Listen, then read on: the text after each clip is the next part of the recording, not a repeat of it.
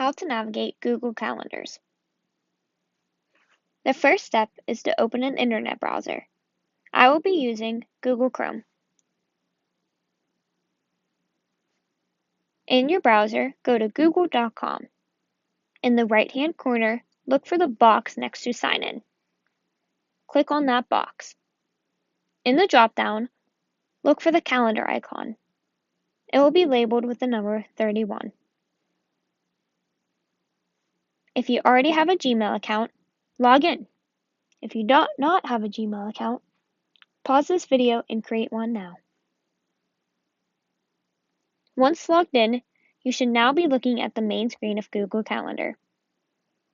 If you have a Gmail account, there might be some spots filled in from your email, or it may look completely blank. In the top left corner, you will see an oval that says Create. Click on it. You will now have to name your event. Choose the correct date and time, and decide if the event will repeat or not. You can always customize the repeat option if needed.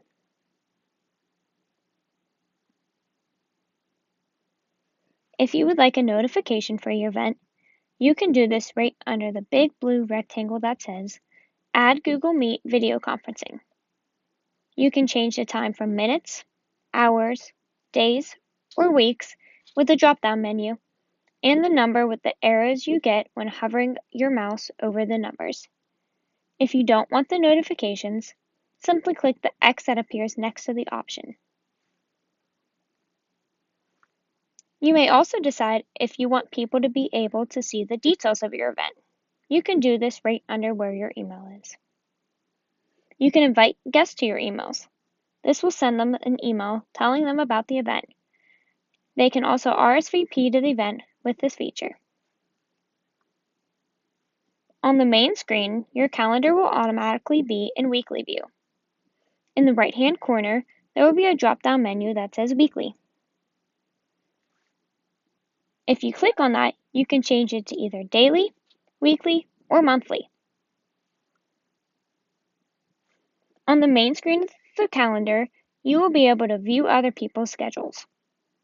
In any view of your calendar on the left-hand side, you will find an overview of the month. Under the calendar, you will see the words Meet With, and under that, Search for People. In the Search for People box, you can type in other people's Gmail addresses and see their availability.